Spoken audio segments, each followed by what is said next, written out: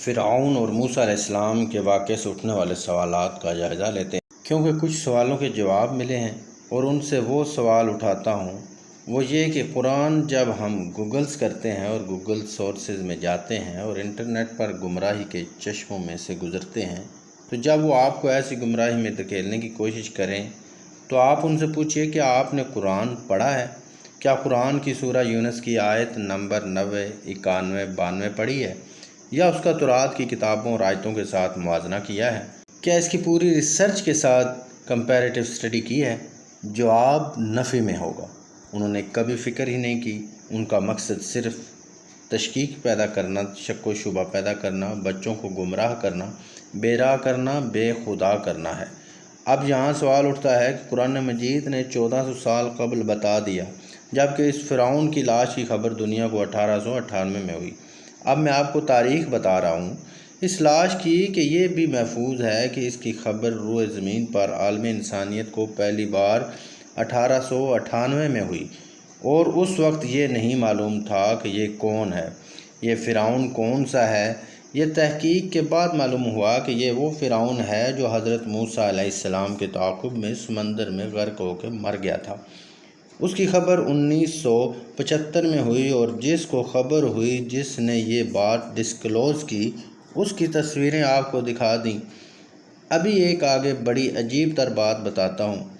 پہلے یہ بات ختم کر دوں، جو دنیا میں اس بات کا سب سے بڑا گواہ ہے وہ کرسچن تھا، بڑا سائنسسٹ اور سرجن۔ وہ کہتا ہے میں گواہ ہوں کہ اس کی خبر کسی کو نہیں تھی۔ یہ تو میں نے اور میری ٹیم نے ریسرچ کی، اور ہم جس نتیجے پر پہنچے کہ یہ فرعون سمندر میں غرق ہو کے مرا تھا۔ اس کی ڈیتھ کی وجہ ہے سمندر میں ڈوبنا، اور مرنا یہ کاز آف ڈیتھ ہے۔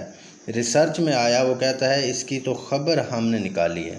یہ کیسے ہو سکتا ہے کہ 1400 سال پہلے ایک کتاب قرآن مجید اس کی خبر دے دے، اور قرآن نے یہ بھی بتا دیا کہ تم سمندر میں ڈوب کے مر جاؤ گے۔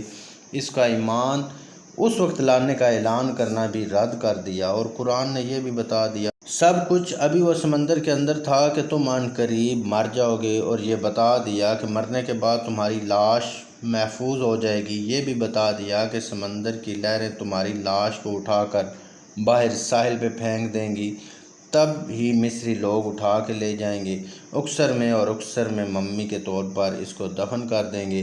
یہ خبر کسی کو نہیں تھی۔ ساری پچھلی 1300 سال کی تاریخ میں یہ خبر کسی کے پاس نہیں تھی، اور قرآن کے لفظ ہیں کہ تم مر تو سمندر میں جاؤ گے غرق ہو کر، مگر تمہاری لاش کو ہم بچا لیں گے، محفوظ کر لیں گے، آئندہ نسلوں کے لیے عبرت بنانے کے لیے۔ اب سوال پیدا ہوتا ہے کہ جب کہا کہ غرق ہو جاؤ گے سمندر میں اور تمہاری لاش بچا لیں گے، تو وہ جو سمندر کی لہریں تھیں ان کو حکم کس نے دیا کہ اس لاش کو ٹکڑے نہیں کرنا، بڑی وائلڈ طغیانی کے ذریعے اس لاش کی ہڈیوں کو نہیں توڑنا؟ سمندر کی ان موجوں کو اور لہروں کو حکم کس نے دیا کہ سلامت رہے، کہ ہم نے اسے محفوظ کرنا ہے؟ پھر بڑی بڑی مچھلیاں بھی ہوتی ہیں، ان مچھلیوں کو حکم کس نے دیا کہ اس ایک لاش کو نہیں کھانا؟ لوگ تو سینکڑوں ہزاروں تھے لشکر فرعون میں، خدا جانے کتنوں کو، بلکہ سب کو کھا گئی ہوں گی، مگر اس ایک فرعون کی لاش کو نہیں کھایا۔ ان مچھلیوں کو یہ شعور اور حکم کس نے دیا؟ وہی جو اللہ ہے۔ اس لیے خدا کو مانے کہ اس نے ان مچھلیوں کو شناخت کرائی کہ اس فرعون کو بچانا ہے، اس کی لاش کو، کیونکہ ہم نے آئندہ نسلوں کے لیے عبرت بنانا ہے۔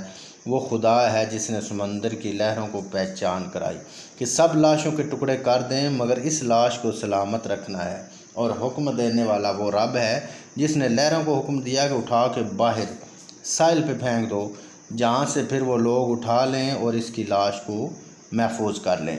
اور یہ جو بعد کے آنے والے زمانے کی بات کی ہے، اس میں ہمارا زمانہ بھی شامل ہے۔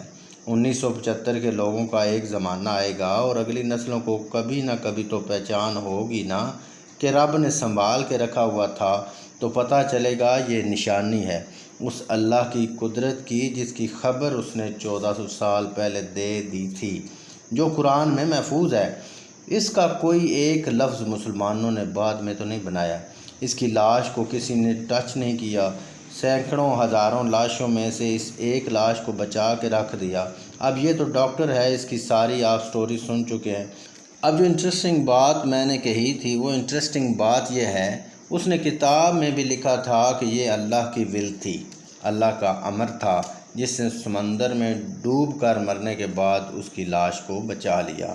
یہ پیج 241 پر لکھا ہے۔